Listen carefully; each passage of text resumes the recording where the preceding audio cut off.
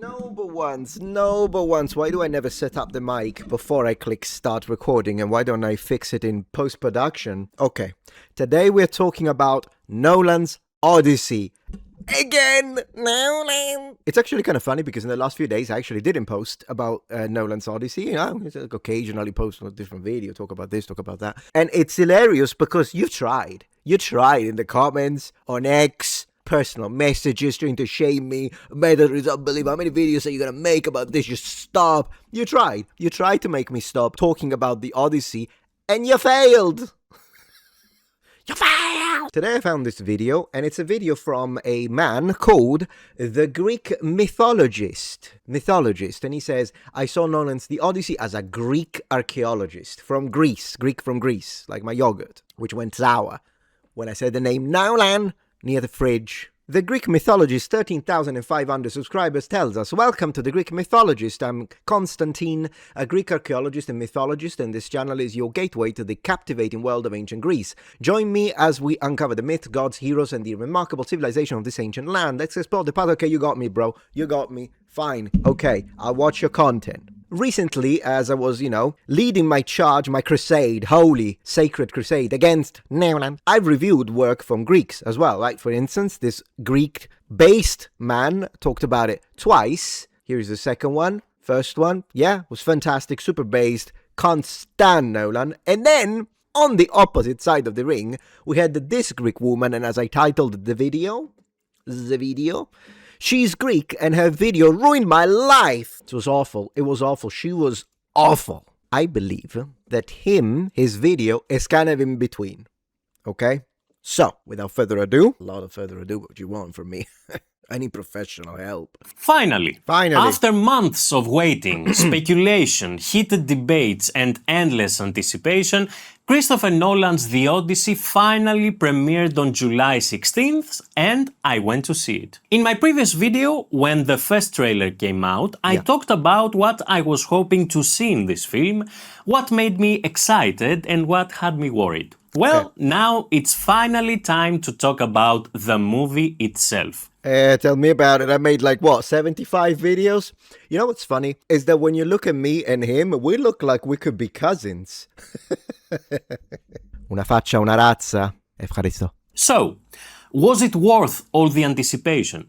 Did Nolan manage to capture the true essence of Homer's epic? No. What did he preserve? What did he highlight? What did he change, add, or leave behind? What are the film's greatest strengths? You know what he left behind? Helen of Troy. There's no such a thing. There's no Helen of Troy in this movie. There is, however, a Helen of... You finish that sentence in the comment. And its biggest weaknesses. Did all the controversy surrounding the casting really make sense? Oh, yeah. Oh, yes, my friend. And perhaps, most importantly, what does this entire story tell us about Homer today and about ourselves? Let's start from the beginning. I like the guy, by the way. I like him. Look at this. Wonderful. I realize this video may reach people who have no idea who I am, what I do, or why my opinion on this film is worth listening to. So, brother, you're Greek. That already makes it worth listening to. I'll listen to anything. I just hope you're not going to defend Lupita Spanakopita, but whatever. Before we dive in, let me give you a bit of context. First of all, this is not a review of the film as a film. Okay. I'm not going to talk about the cinematography, the editing, the pacing, the score, or any of the technical aspects of filmmaking. Okay. I'm not a film critic, and I'm certainly not a cinephile. I haven't watched that many films, so any opinions I have about those things are simply personal taste. To be honest, I'll take your personal taste, brother, than any of the professional film critics. Nolan. I'm not a Nolan fan, Tell me about it. and I'm not a Nolan hater either. I have nothing against the man, and I'm not particularly attached to his work. I'm not here to defend him, nor I am here to attack him. What I am is a Greek archaeologist. I've spent years studying the Homeric epics, and I continue to do so as part of my PhD research in classical archaeology. Ancient Greece and Greek mythology in particular has been the focus of my work for years. But you know, first, I love his accent. Second, you're an archaeologist, right? So what is your opinion? I'm so looking forward. Does he have a section about the weapons and... Well, the weapons are fine, but the armor. The armor. Does he have a section on the armor and the structures?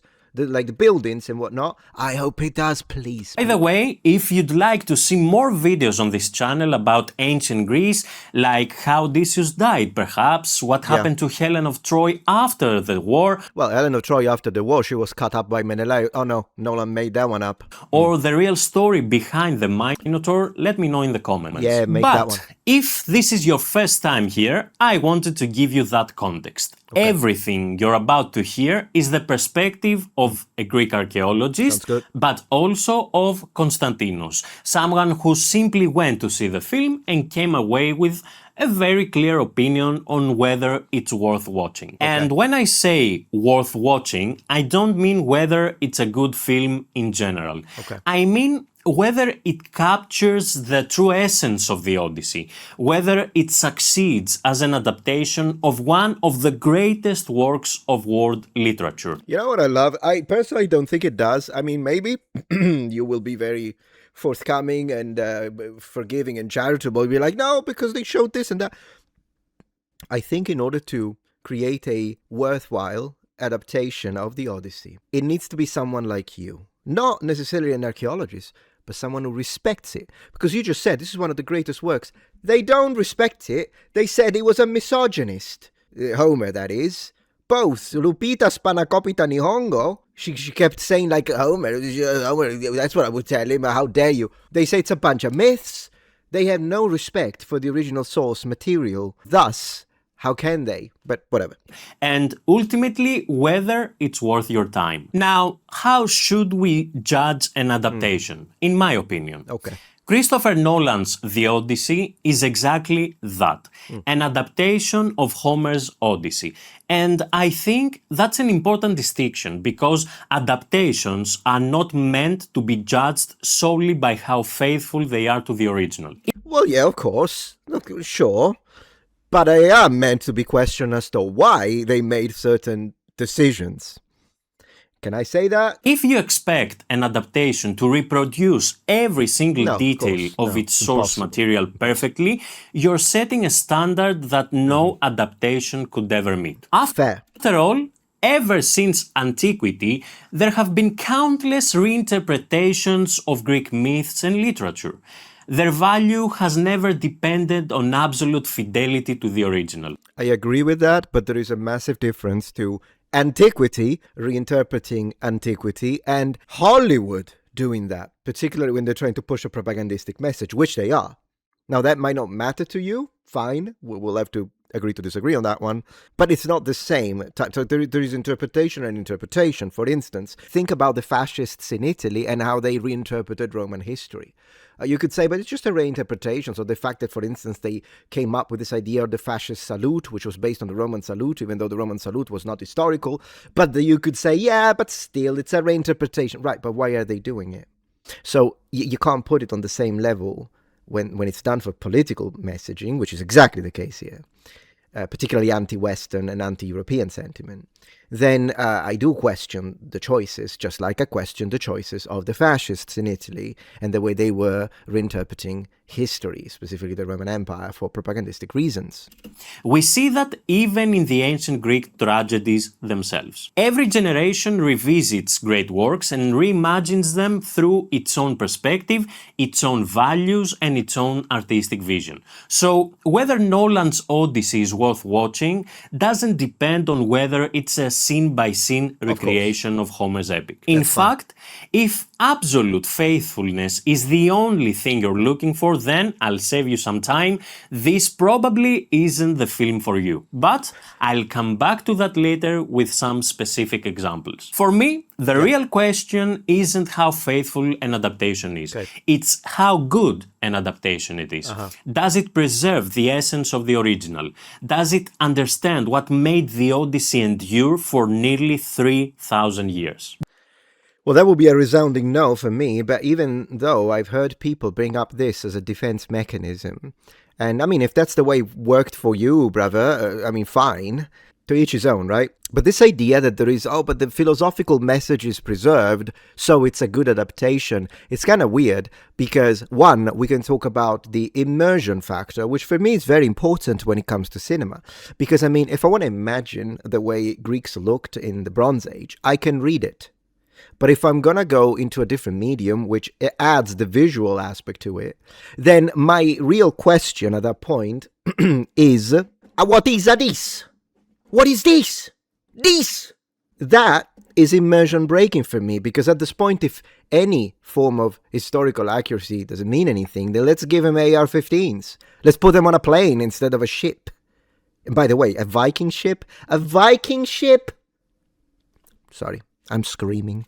Alright, if you give me 2 minutes, I'm gonna give you something for free right now. What is this, you ask? Well, this is my book. Well, to be specific, for those who don't know, I've been writing a book about language learning called Sure Path to Fluency, Success in Foreign Language Acquisition, and this is chapter 2. Now, you might be thinking, but wait, you're just showing your chapter on screen? Well, to be fair, this is only the first 21 pages of chapter 2. How long is chapter 2, you ask? 50 pages, brother. All about pronunciation, how to improve your pronunciation as you're learning languages. And these first 21 pages I'm giving to everyone for free. Download it through the link in the description. Have fun, read it, enjoy it, and see if you're even interested in the book in the first place. Now, if you are interested, if you like what you read, which, to be honest, I think you will, then do keep in mind that I've been working on this crowdfunding, support a dream, help launch a new author. Thank you so much for anyone who has been donating. You've been extremely generous. This really helps me, not only because, it's very common to crowdfund the launch of a new book. A lot of authors do it, but for me, it really helps me to put more time into this so that the final product will be able to be published as soon as possible. And as I've mentioned before, as a way to say thank you to the people who are supporting me through the crowdfunding, once this will be completed, I will record an audiobook and you will get it. Only available for those who support through the crowdfunding, as long as the crowdfunding is running. The audiobook will not be out for sale. Of course, the book will be. Check out the link in the description, see if you like the book, and if you do, please consider supporting my dream of becoming an author. Thank you, back to the video. Did Nolan preserve the essence of the Odyssey? The short answer, in my opinion, is yes. Christopher Nolan succeeds in preserving the most important themes of Homer's Odyssey. Not all of them, by any means, and I'll come back to that, but certainly the most important ones. The first thing I wanted to see was whether Nolan could capture what is arguably the central theme of the entire epic, Nostos. Okay, so we're going to talk about Nostos. That's great. What else do we have? Nolan's omissions. One more issue. Black Ellen. Oh, you have Homer's defenders and final verdict. Okay. So we'll come back to this. I want to see what he says. You know what? I'm going to watch it in order, but then I'm going to edit it all around depending on the... Nolan doesn't simply retell Homer's story. He also tries to place it within the real world of the late Bronze Age. Does he? When? How? With a Viking ship? With this? My brother in Zeus. We need to... I'm sorry. What is this? What is this? Contemporary? Why is there a child dressed 1960s Star Trek gear? No. Why is that in my Odyssey? What is this? 10 out of 10? Maybe I stopped him too early. I'm gonna let him continue because this is what? And as an archaeologist, I have to say that's something I genuinely appreciated. Through the film, Odysseus describes the Trojan War as a conflict over control of major trade routes, with Helen serving as the catalyst rather than the true cause of the war. At the same time, the Greeks repeatedly express concern about the threat posed by the mysterious sea peoples. Yeah. That caught my attention immediately. If you're not familiar with the term, this idea comes directly from modern archaeological debates surrounding the collapse of the late Bronze Age. Right. We still don't Yeah, they follow the palaces. know exactly who the sea peoples were or what role they played, but their constant presence in the film gives the world of the Odyssey a much stronger historical foundation. Even You see, if you're praising the historical foundation because they said the sea people arrived and it was us all along, that's what they do. And I mean, it is possible that among the sea people, maybe some of these could have been returning soldiers from Troy. I'm not saying that that's impossible. In fact, it's an option. But they do say our age of bronze is collapsing. In the Bronze Age, they say that the palaces are a mess. There are no colors. They got the throne right, but the armor are unwatchable. He has to say that. He has to say that. Our age of bronze is collapsing. even though their identity ultimately becomes part of one of the film's twists, which, don't worry, I'm obviously not going to spoil. I've already spoiled it. Nolan also introduces new characters and scenes that don't appear in Homer's epic. Right. That may bother some viewers, and that's perfectly understandable. Okay, Personally, though, I wasn't concerned with whether they were original to Homer. What mattered to me was whether they served the themes and emotional core of the story, and for the most part, I think they did. Sinon is probably the best example.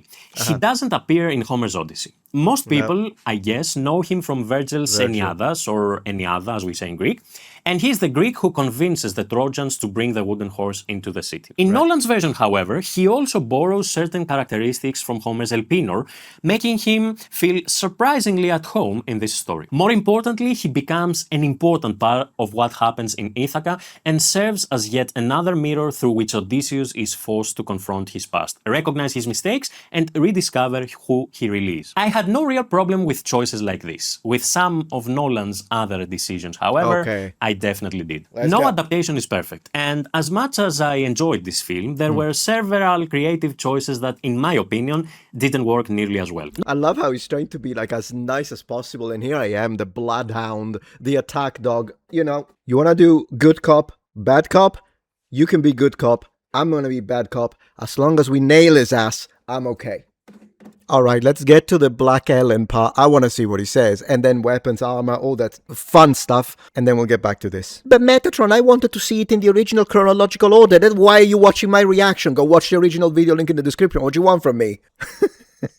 Not because they weren't faithful to Homer, but because I think they weakened some of the story's most powerful ideas. There were quite a few moments where I felt the film set aside some of the Odyssey's most poetic and symbolic elements in order to maintain its pace.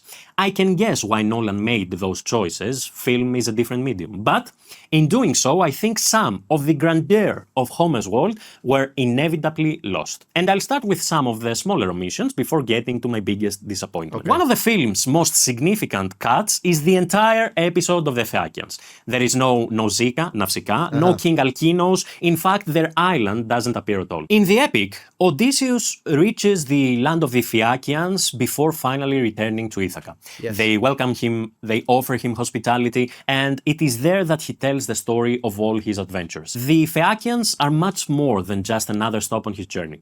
They are the audience that allows Odysseus to become the narrator of his own story. That framing is one of the Odyssey's most distinctive literary features. In the film, many of these events are instead recounted to Calypso, which certainly works from a storytelling perspective, I guess. Still, I had been looking forward. Yeah, and they fused book 9 and book 5, considering the Lotus Eaters as well. They put everything into Calypso, didn't they? To seeing Homer's almost utopian vision of the Phaeacians brought to life on screen, and unfortunately, we never got that. Aeolus and the famous Bag of Winds are also completely absent. And to be honest with you, I never quite felt the emotional release I was hoping for when Odysseus finally returns to Ithaca. Same, because he just arrives. The dog, they don't even care. Argos, one of the most.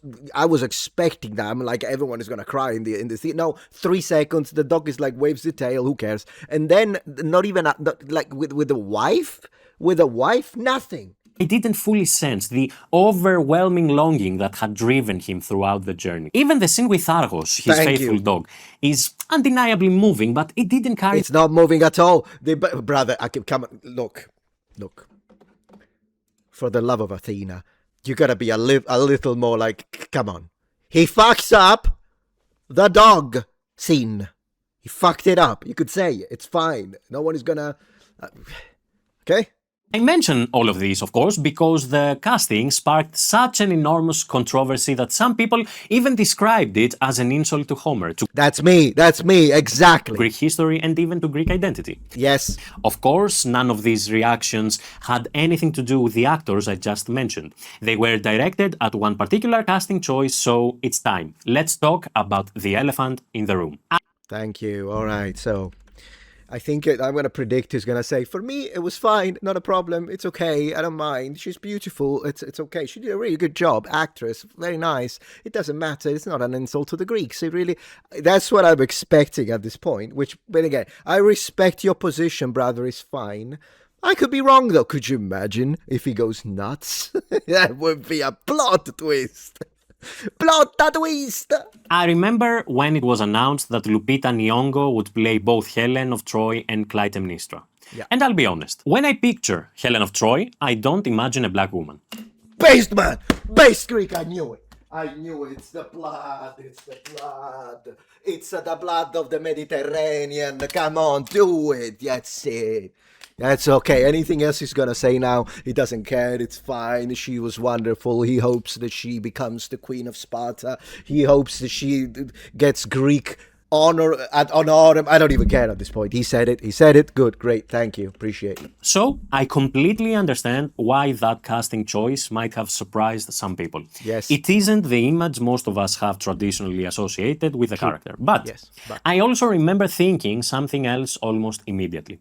I thought, we're no longer going to be talking about Homer, are we? We're going to end up talking about politics. Well, of course. Well, yeah, it's their fault, though. I'd like to underline, you're absolutely right. You're right. But it's not us. They are the ones who bring up the politics and introduce them into anything, and then blame you if you complain, the victim blaming, to tell you, how dare you. But I wish we didn't need to speak about politics, just they're injecting it to anything. And that's exactly what happened. The conversation quickly turned into an ideological battlefield. Yes. People accused the film of insulting Homer, insulting Greece, insulting Greek history, Greek mythology, Greek identity. They spoke about political agendas, called for boycotts. The noise became overwhelming. So, when I finally watched the film, I wanted to answer one simple question.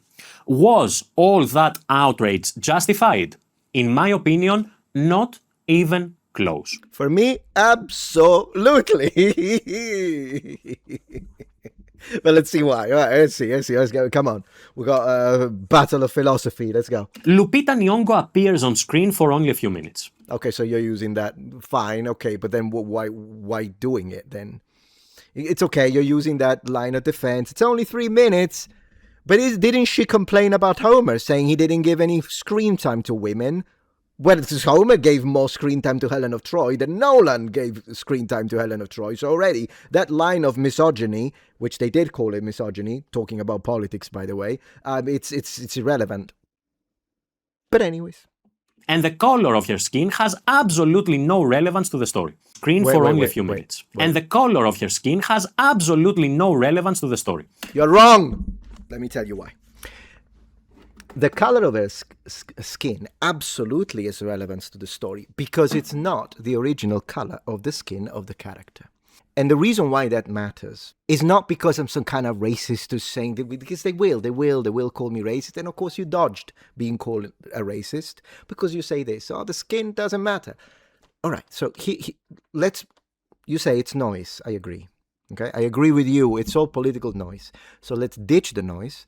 And let's be honest and answer me this simple question, Konstantinos. And I say that with respect, okay? Because the people, whenever I say it matters, people tell me, oh, is it because you don't want to see black people on screen? Is it because you're a racist? Obviously not. But I'm going to ignore them. Let's ditch the nonsense. Would you be okay if The Next Endeavor by Christopher Nolan, Hollywood, is a fantastic story set in Africa about African mythology? Kingdom of Kush, whatever you like. However, when they take the queens, the gods, they swap all of them. White girl, blue eyes, red hair. Oh, this is a black woman queen? No, cast a blonde girl from Sweden.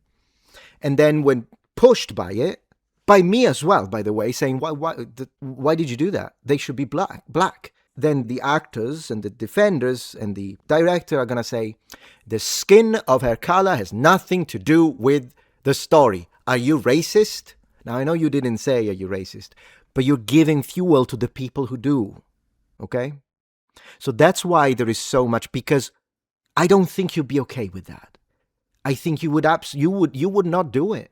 You would feel ashamed of saying to a local African population in Sudan that is lamenting, but why are you misrepresenting us? This is not our queen. This is not our story. That's not what we look like. Why did you cast out a woman from Sweden? Wouldn't you feel ashamed to tell them the skin doesn't matter? I would feel ashamed. I wouldn't do it. I would tell them, I feel you, brothers. And this is why you're wrong. What you're doing right now, Konstantinos, is you're trying to avoid being called a racist. You want to appear as someone who is so welcoming towards everyone. Oh, black, she's black, it doesn't matter. It doesn't matter. And so I need to be the asshole. So you can be comfortably the nice guy. And I'm okay. As I say, bad cop, good cop. That's fine. That's fine. But I have to do it because if everyone, me included, said what you said about Black Helen, they will move on to the next culture. And they'll continue to do it. They'll continue to do it. Next is going to be us, the Romans. And I'm not okay with that. So I'll defend your people and the correct representation, just like I would represent and defend the correct representation of a Southeast Asian, an African, a Native American, a Swedish person, anyone. Because otherwise they get away with it. And here it is. Nobody comments on it. Her ethnicity is never discussed or disputed. At no point does the film suggest that Nolan is trying to convince us that the ancient Greeks imagined Helen or Clytemnestra as black women. Within Nolan's film, her skin color belongs to the actress, not to the character. Doesn't make any sense. This doesn't make any sense. One, there are plenty of people out there, I know because I've been battling them, that have done this with the Egyptians, and now they're claiming that all the ancient Egyptians were black. They were not all black. And that's the truth. Then they're saying that the original Japanese were black. There are people, by the way, that push ideas such as the first colonies. It was black people from Africa that taught everything to the Greeks. So there are absolutely people that do that, just like there were people that said that your ancestors were Aryans. They were also full of shit. The myth of Nordicism, now African origin of Greece. How about the Greeks were Greek since the freaking Mesolithic, if not Paleolithic, probably? How about genetic continuity of a people? So no, there are plenty of people that are absolutely doing that.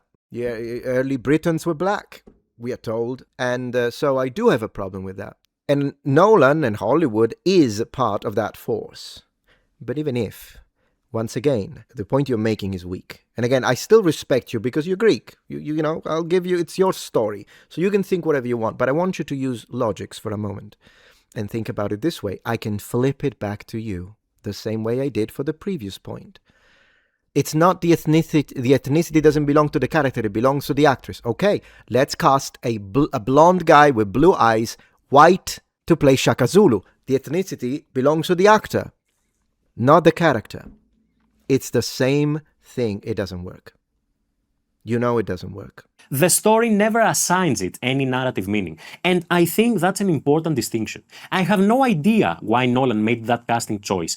I can tell you why. I mean, I have a dedicated video, link in the description. I don't know whether he had any political motivations. Yes, I can't prove it. And I'm certainly not going to accuse him of something simply because other people believe it. Okay, but can you accuse... That's fine, but can you accuse him of something if it's a systematic thing that has been happening for a decade now? Can we not do this? Because they are race swapping literally everything and only in one direction. Tell me if I'm wrong. Am I making sense here? They never race swap the other way around. You never touch, you never get white actors and swap Polynesians, black people, Asians, Native American. Never happens. Now you do that, it's over. Your career is over, you'll lose your job, you lose everything. Funding, nothing. But the other way around, it's all for grabs. British, English, Italian, Swedish, French, everything is getting race swapped. Mythical characters, historical characters, video game characters. It's a constant thing and it's been happening. So, had this been the only case, I would agree with you. We don't know, but it isn't. It's been going on for a decade. It's all documented. It's real fact. So at this point, let's not deny it. Let's just decide I agree with it or I disagree with it. But if you do agree with it, it's anti-white sentiment at that point. Because you only agree with it in one... Not you, I'm saying people in general. How about we do what I say, which is the only moral thing to do? Do not race-swap anyone. Respect the cultures for what they were. If it's black, keep it black. If it's white, keep it white. And absolutely don't do a two-tier level, two different approaches depending on race, skin. In this case, you could do it, but in this case, you can't because this group is untouchable, but this group is for the takes. All I can judge is the film itself, and watching the film, I never once felt that her race was part of the story. That leads to a much more interesting question, in my opinion. When does a creative decision in an adaptation become genuinely problematic, and when is it simply part of an artist's creative? I can tell you, when it's malicious. When it's malicious.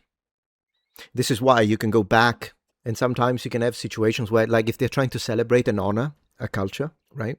Then, in theory, I wouldn't have a problem with it. For instance, in theater, this happens a lot. But in this climate, where everything is, you need to be ashamed of being white. And this is not me, like, it's real. You need to be ashamed of being white. You need to apologize. White people bad. I can't wait for the extermination of my race, they say, talking about white. In this political climate, which is the progressive left, and Hollywood is left, you cannot tell me 1 + 1 doesn't equal 2. You don't know if it equals 2. Yes, I do. It's mathematics at this point. It is. Freedom. Because historical accuracy and artistic freedom are not the same thing. If a film presented false ideas as historical fact or fundamentally distorted the meaning of the original work, I would absolutely have a problem with that. So you have a problem with Black Cleopatra. Great. I wondered then, that's good. Good. Very good. Why don't you have a problem with Black Helen of Troy, though? That is not that you have to, but I'm just trying to look at logical consistency. I don't know why you do. Well, why do you even care then about? True, that one is a documentary in theory, so I get it. It's worse, but the principle is the same. The principle is they're race-swapping white people only. But cinema isn't archaeology. It's art, and art has always interpreted, selected, removed, and reinvented. Okay, yeah, let me show you some art then. This is your position, okay? Do you know what this is? This is art. It's Soviet Union propaganda art. So this idea that this totalitarian regime, millions of dead, Stalin, and all this kind of stuff. So this idea that art... Oh, it's art, so it's fine. No, art can be extremely malicious when combined with politics, right? So there's that. It is art, you're right. If you appreciate my content so far and wish to help ensure my ability to continue to tell it how it is, regardless of any possible backlash, please support this channel on Patreon. Any support helps me and my team of academics keep the channel strong and gives us the means to fight back against the political rewriting of history. Stand with us, form the wall. Defend the truth.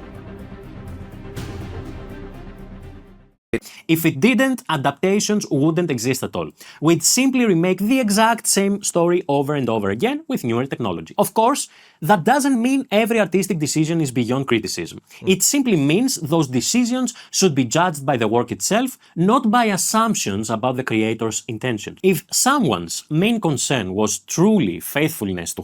Brother, I mean, assumptions, yes, but what if the assumptions are based on evidence? The assumptions are based on evidence. It's easy. Listen to the interviews. What did Lupita Nyong'o say? Because I'd like to underline, when I first started all of this, my crusade, I only had a bone to pick with Nolan. I didn't have a bone to pick with Lupita. I didn't like her casting. But I'm like, bro, she's been offered millions. Of course she's going to say yes. But then I did develop a bone with her as well. Massive bone to pick with her as well. Why? Well, because in an interview, she was told, well, all these racist bigots that have a problem with me, it's just a myth, bro, so who cares about the costume, the historical accuracy? And she said, if you have a problem with historical accuracy or the immersion, like you're saying, then it means you're racist. Immediately, that kind of stuff. And yet, an interview resurfaced recently where she was talking about the importance of representing cultures correctly, the costumes, the accents, she said, out of respect for the original cultures. You know what she was talking about? Wakanda. So when it's Wakanda, according to Lupita Nyong'o, you need to be very accurate, even though it's a fictitious realm, but she said, yeah, but it's still based on some tribes, and those tribes are real, so you have to be respectful to the accent, the costumes, the armor, and everything, the way they speak, the way they talk, the way they dance. But when it comes to the Greeks, who cares? It's just a myth. They tell us straight to our face the double standards are enormous. And once again, they keep saying it's misogynistic. It's bad. What is he doing? White supremacy then here and that. It's the usual stuff. Homer, then I would expect the same level of outrage over all of Nolan's other changes. The omissions, the additions. I did. The reinterpretations of characters. Instead, almost the entire public conversation focused on the skin color of an actress who appears for only a few minutes. And I think that says a great deal. What does it say, Konstantinos, that the people are racist? Are you siding with those people? It says a great deal. What does it say? I'll tell you what it says. It says the people are sick of this. Because they keep doing it for decades. Like, we can't ignore the context, right? You're an intelligent man. You can't ignore the context in which something happens. If you have a pot and it's boiling, you can't pretend that the fire hasn't been going on for a while. It boils because something has continued to happen, and it's honestly disgusting at this point that someone can't even say, I didn't like the armor, and being labeled immediately a fascist. That's where we are at, and I'm not okay with that. Entire controversy also reminded me one of the biggest mistakes we can make when approaching the ancient world. Anachronism, the tendency to read people from the past throughout the ideological conflicts of the present. Yes. Ironically, I think Lupita Nyong'o herself fell into that trap when she said she would like to ask Homer why he didn't devote more attention to women. That's an entirely modern question, but it's being asked of a poet who lived nearly 3,000 years ago. That's bullshit, isn't it? We cannot expect someone from the 8th century BC to write according to the social values and expectations of the 21st century. I 100% agree. That is not a fair way to understand the past, but I think it's equally unfair to claim that a film is trying to insult Homer, Greek history, Greek identity. Bro, they called him misogynist. That is insulting. Or an entire civilization based on a single casting decision. It's not just based on the single cast decision, by the way. It's not the only thing. It's the Indian guy and the Asian guy, and they say we're Greeks from Ithaca, and you think that that's coincidental. It's not coincidental. It's a message about current illegal immigration in the waves in Europe. That's what that is. In connection with their way to explain xenia, meaning you gotta be nice. You need to accept them all. And I say, fuck it. No, we're not accepting anything. We're accepting legal immigrants who come and are nice and they join and they have no problems with us. I have no problem with them. That's totally fine. This is what it is. Hollywood has been pushing a message, and it's not just Hollywood. Okay, it's academia. It's everywhere. They're telling you that the Vikings were not white and they were Muslim. That's what they're pushing in the UK.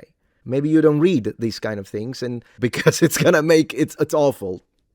But someone's got to do it. Someone is going to do it.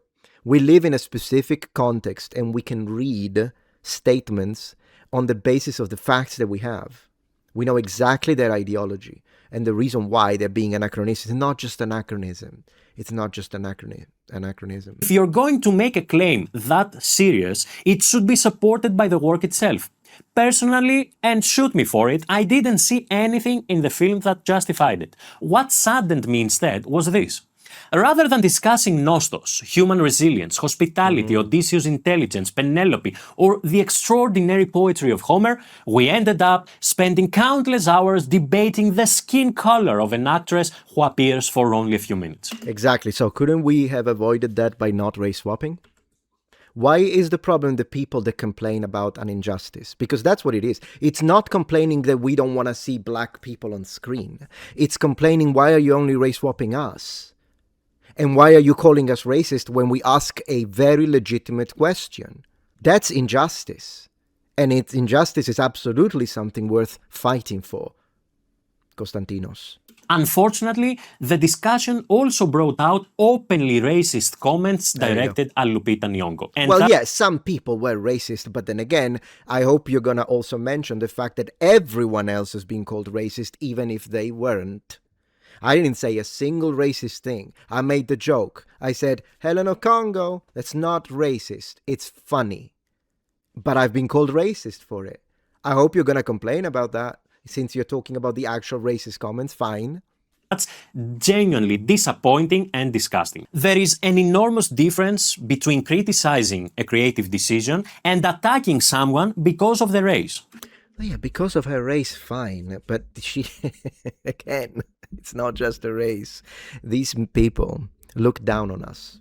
The Hollywood elites, the actors with their millions, they think we either comply or we're fascists. And I honestly don't care anymore. They can call me whatever they want. I really don't care.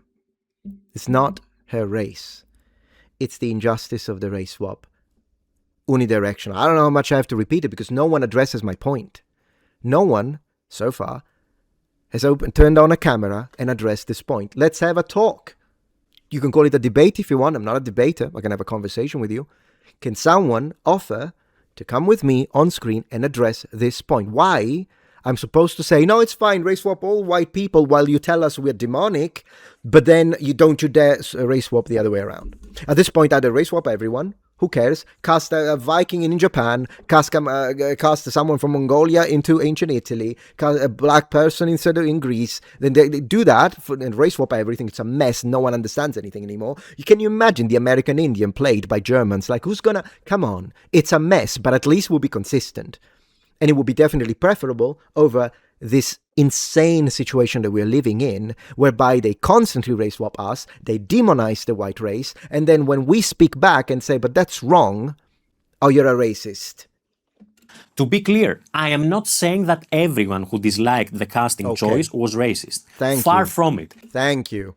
Tell them, including Lupita Nyong'o, by the way. There were people who objected for reasons of historical aesthetics, and that's okay. Thank you. Others were concerned about what they see as broader trends within the film industry. And yes, there were also people expressing openly racist views. Those are three completely different positions. I appreciate it. You know who I would include in the openly racist views? The people that wrote anti-white comments. Because for some reasons, that always gets a pass. Either because in academia now, the left is saying this idea, you can't be racist to white people, which is nonsense, because it's not systemic. They say I've already addressed it, I have a dedicated video. I guess I'll put a link in the description if you want to see how I destroy that notion, which is ridiculous. But there are people that constantly say stuff that is very openly racist towards white people. Can we put those as well in the disgusting? Because I agree, people that say openly racist things about black people, yeah, that's disgusting. I can agree with you. But can you agree with me that when people say openly racist thing towards white people and Europeans, white Americans and whatnot, they are also disgusting, equally disgusting? Can you agree with that? They should never be treated as if they're all the same. In the end, the controversy certainly brought more attention to the film, just not for the reasons it should have. And if there's one positive thing to come out of all this, it is that more people started talking about both the film and the Odyssey itself. True. I even saw people quoting Homer's original description of Helen, which, between us, I suspect many of them hadn't looked since high school, in Greece in any case. Hopefully, the next time we spend this much time discussing the Odyssey, we'll spend more of it talking about the questions Homer asks and less about the skin color of an actress. And you can do that. It's easy. Don't race swap. No one will say a word. You know what I mean? Do not blame the people that have a problem with it. Blame those who do the race swapping. Because if the race doesn't matter, then why swapping it? And why only one direction? And by the way, Homer did describe her having white arms. I know it means status, but Homer would have never dreamed to describe an Ethiopian as white-armed because she was high status. That's nonsense. So there is that. Okay, let's go. Nostos. Nostos is more than simply returning home. Yeah. It is the journey back to oneself. Odysseus' voyage isn't just geographical, it's deeply symbolic and profoundly personal. Every stop along the way tests him. He loses, he learns, he changes. Nolan's Odysseus is not portrayed as an invincible hero who simply overcomes one obstacle after another until he reaches Ithaca. He carries the weight of his choices. He has to face their consequences. He is haunted by... Exactly, so there is only the haunted part, but the glorious heroic parts are gone. And in fact, the witty part is also gone. not to mention the sort of intelligence, cunning. He shoots the Cyclops like an imbecile, thereby causing the death of some of his men unnecessarily. Whereas the whole thing about the special expression, who are you, what's your name, my name is no one, it's all gone. So, I mean, I understand. Yes, of course, it's not just a Rambo. Why would it be? I'm glad it's not. But at the same time, it's missing something, isn't it? What happened at Troy. And throughout the film, he seems to be searching not only for the road home, but also for a way to make peace with himself. And then but there is the whole section where he doesn't want to go home. I mean, that's not Odysseus wants to go home. So there is another thing that is sort of missing, isn't it? To me, this is the very heart of the Odyssey. And I am glad Nolan chose to focus on it, because if he had lost that, then no matter how spectacular the visuals were, the film would have lost its soul, and thankfully it didn't. The second element I think the film captures beautifully is Xenia, the ancient Greek... Oh, finally. Aren't you upset that Nolan consistently says Xenia? Xenia.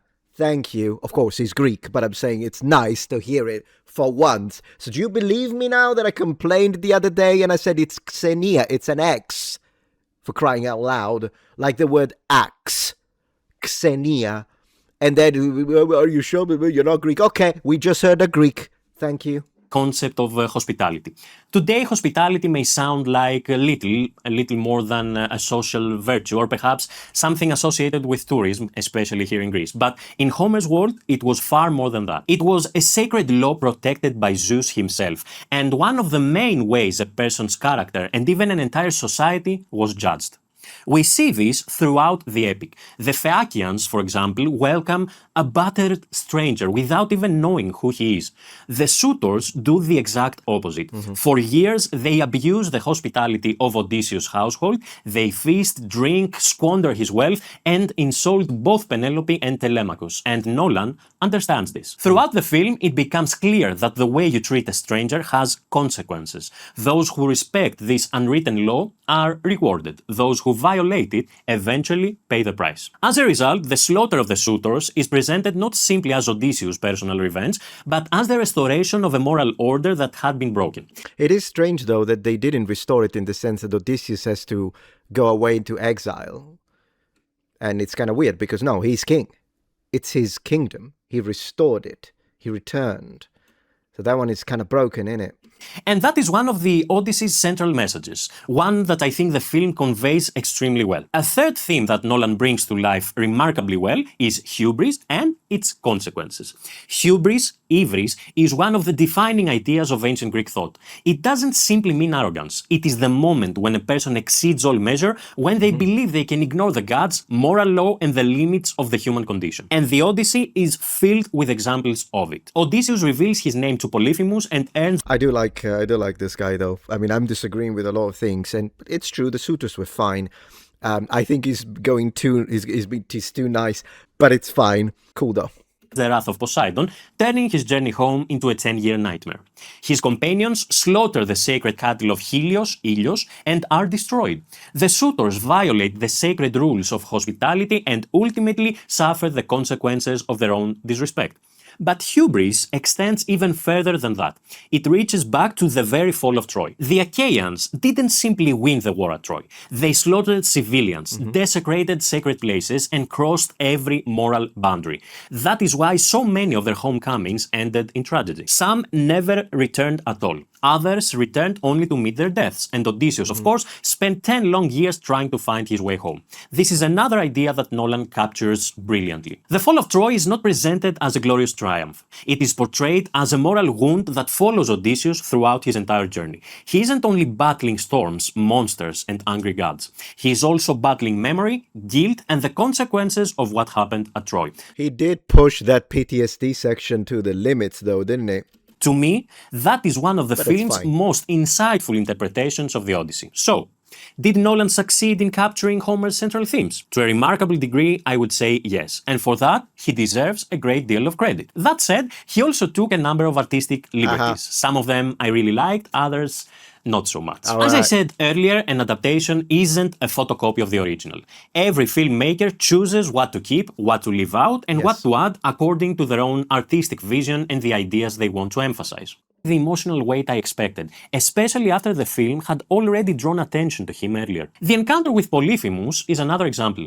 Odysseus never calls himself nobody. know, I He never hated that. offers the Cyclops wine before blinding him. That famous trick isn't simply a clever plot device. It's the moment when intelligence triumphs over brute force. Exactly. It defines Odysseus as a hero whose greatest weapon is his mind. And it also Yep. lays the foundation for his later act of hubris, when he proudly reveals his real name, as we said earlier.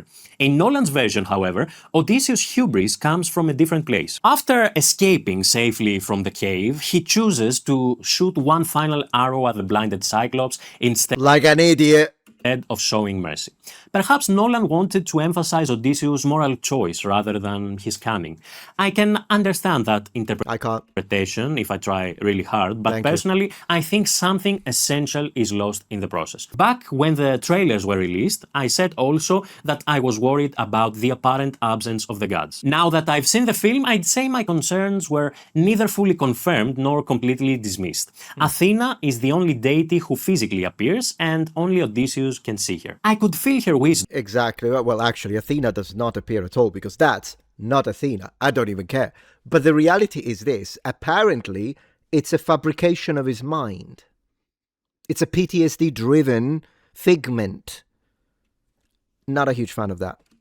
I could feel her compassion, but I never truly felt her power. She functions much more as an inner voice than as a goddess capable of shaping the course of events. Exactly. The Deus Machina. The Deus Ex Machina. Yeah. And that changes the feel of Homer's world quite Completely. significantly. Yes. In the Odyssey, the gods don't simply advise human beings, they constantly intervene in their lives. Zeus and Poseidon never appear on screen, yet, in a way, they are present throughout the film. Zeus continues to punish those who violate the sacred laws of hospitality, and Poseidon is felt through the relentless sea that refuses to let Odysseus return home. I imagine Nolan wanted to place greater emphasis on the human experience, but as someone who loves Greek mythology, I would have liked just a little more of the divine. And Same. 100%. Agreed. Absolutely.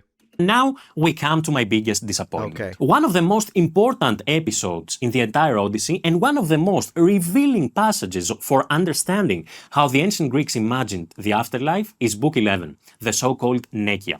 This is where Odysseus descends into the underworld to seek the prophet Tiresias. But the journey isn't only about receiving a prophecy. It is where Odysseus confronts his past, catches a glimpse of the future, and ultimately comes face to face with the meaning of human life itself. I wish this entire sequence had been given more room to breathe. I never truly felt that we were in the underworld anyway. To me, it felt Yeah, we're at the beach. We're at the beach, brother. surprisingly superficial, both literally and metaphorically. Yeah. Book 11 contains two of the most unforgettable moments in all of Greek literature. The first is Odysseus' encounter with the spirit of his mother. She died while he was away fighting at Troy and wandering the seas. He learns that she wasn't just killed by disease or violence, she died from grief because she hadn't seen her son in years. 3 times he tries to embrace her. 3 times she slips through his arms because she's now only a soul. It is one of the most heartbreaking scenes in the entire epic. And it reminds us that the Trojan War didn't only destroy cities, it destroyed families. Its absence was one of the film's greatest disappointments for me. Even more disappointing, however, was the complete omission of Odysseus meeting with Achilles. This is one of the most You know why? Because no, wait. It's there, brother. It's there. What they did is that Sinan, in my opinion, they wanted to cast Elliot Page as Achilles, but they got so much backlash that they changed it last minute into Sinan, but they had already filmed the scene with the ghost of Achilles. And so now it's the ghost of Sinan. No, think about it. I'm not being conspiratorial. It makes sense. Because as I say, why? Why not get another actor, like a really cool actor, AAA, who cares? It's just a scene. It's not going to be that expensive. Get the AAA actor, put him in there, Achilles. Boom, the ghost of Achilles. Because they had already done it. And already, Paige has 3 minutes, 5 minutes screen time? So if you cut that one out as well, it would have been like, well, why did you even cut? You know what I mean? It's 100%. Defining scenes not only of the Odyssey, but of all ancient Greek literature. They don't Achilles, the man who knowingly chose a short life filled with eternal glory over a long and peaceful one, now declares that he would rather be the humblest servant amongst the living than the king of all the dead. With a single statement here, Homer challenges the very heroic ideal that dominated the Iliad. Glory, he suggests, can never replace life itself. Of course, no film adaptation can include every episode of the epic. I get it. But this particular omission genuinely saddened me because I believe it deprives the audience of one of the deepest and most timeless ideas Homer ever gave us. Not to mention, they didn't skip it. They do have him speak with the ghost. That said, there was one more issue I had with the film. And it has a lot to do with something we've been talking about ever since the trailer was released. The armor. There was one feeling that stayed with me throughout almost the entire film. Yeah, it's called vomiting. Even though I was watching the story of Odysseus, I never truly felt like I had been transported to ancient Greece. Exactly. Well, then everything you have said so far and everything you have done to be like fair and nice, you're gonna be called a bigot because of it. Just so you know, you're one of us now. There's nothing you can do about it because how dare you? How dare you? You want historical accuracy? Of course we do, because it would have been amazing to be immersed in the Bronze Age, wouldn't it? And this isn't really about historical accuracy. It's about atmosphere. Remember? But it is. This? Yeah. Yes. It's an impressive suit of armor. It's striking. It's Batman. It's memorable. I completely understand why Agamemnon, as the king, needed to stand apart from the rest of the Achaeans. Bro, you can say it's shit. Like, you could say it. Trust me. No one is gonna get... I mean, they will get mad at you, but listen. This is shit. Understand why Agamemnon, as the king, needed to stand apart from the rest of the Achaeans. As if a fully polished suit of bronze armor wouldn't have done that. Personally, though, it didn't work for me. It kept pulling me out of the film. Yeah. I don't really care whether it was historically accurate or not. Aesthetically, it simply felt too futuristic, if you will, for a world that I wanted to feel unmistakably Mycenaean. Tell me about it. More generally, I never felt as though I had stepped into the world of Mycenaean Greece. Exactly. And I can't exactly blame that on any single element. It was a combination of the visual style, the dialogue, the way the characters spoke and Helen of Congo interacted, and the overall atmosphere the film created. Perhaps that was Nolan's We're Greeks from Ithaca, but it's Indian. intention all along. Perhaps he wasn't trying to recreate the Mycenaean world as faithfully as possible, obviously not, but rather to tell a story that speaks directly to modern audiences. That is exactly it. But I would like to say, whenever we say historical accuracy doesn't matter, historical accuracy doesn't matter. But he did say he didn't want to use orchestra to be historically accurate, didn't he? So how is it? Like, it's historical accuracy is fine when he says it's fine. But then when we say, but what about a historically accurate ship, historically accurate piece of armor, historically accurate... Oh no, well, why do you want historically accurate? Go watch a documentary. It's about immersion. The man said it. The man said it. Aphrodite, help me. And if that was his goal, I think he largely succeeded.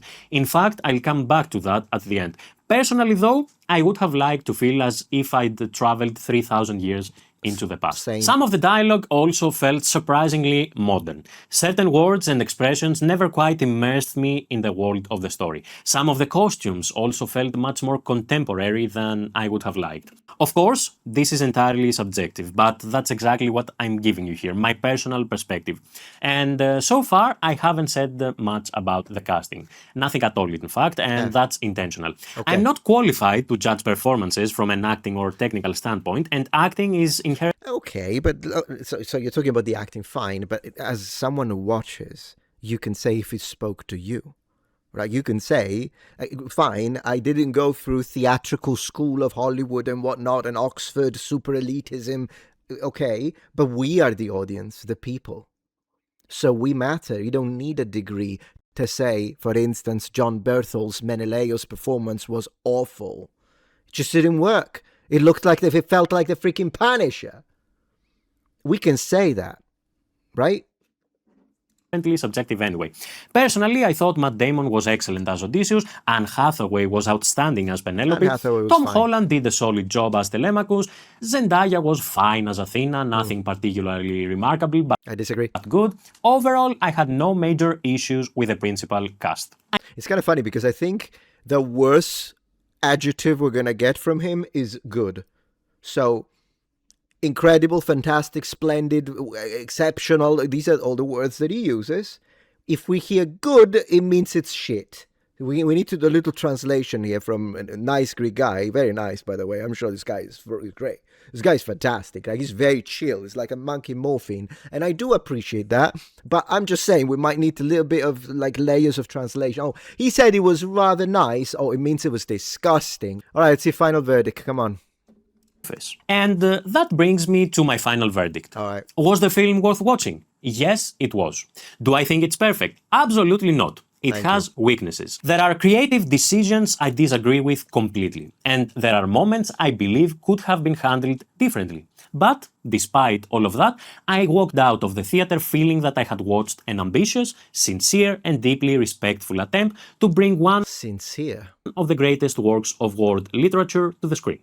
And I genuinely appreciate that. Would I recommend it? Absolutely. Not only to people who already love ancient Greece, I'd also recommend it to people who've never opened the Odyssey. Because if a film inspires someone to discover Homer for the first time, then it has already accomplished something remarkable. And what if the film causes someone to think Homer was a misogynist? Do you appreciate that? Anyways, you know, it is what it is. We disagree, we agree. Hey, Greeks and Southern Italians, we can disagree, scream, and then have a coffee 5 minutes later. Am I right? Anyways, appreciate the video. And the only thing that I'm going to say, it's fine. It's his opinions, it's his ideas. And I'm happy to defend anything I said. If you want to have a discussion online, I'm happy to have it. But the one thing that we have to keep in mind is that by doing this, right, by saying, oh, no, you thinking of skin color, it doesn't matter. What you get is that you get people then to watch you and say, oh, thank you so much. This was really a breath of fresh air. Finally, someone that doesn't say anything. Definitely, this guy is not a racist. And then I need to do it. Because you're not going to do it. There's plenty of other people that are not going to do it because they are terrified of being identified with the racists. I don't care. I'll do it. I'll get the nasty comments. So you can get the nice comments. Thank you so much. Appreciate you. So nice. Yeah. So inclusive. And then I get the comments that accuse me of all the things that they accuse me of. They tell me it's so good that your mother died of cancer. You deserve it. You racist bigot. That's what I get from the very nice people. The tolerant people that are supporters of Nolan. And it's fine. I'll do it. I've got thick skin. But here we are. Anyways, thank you for watching. I'll put a link in the description if you want to go check out the channel, subscribe, do whatever you like. Just be civil in the comments if you disagree. Thank you for watching.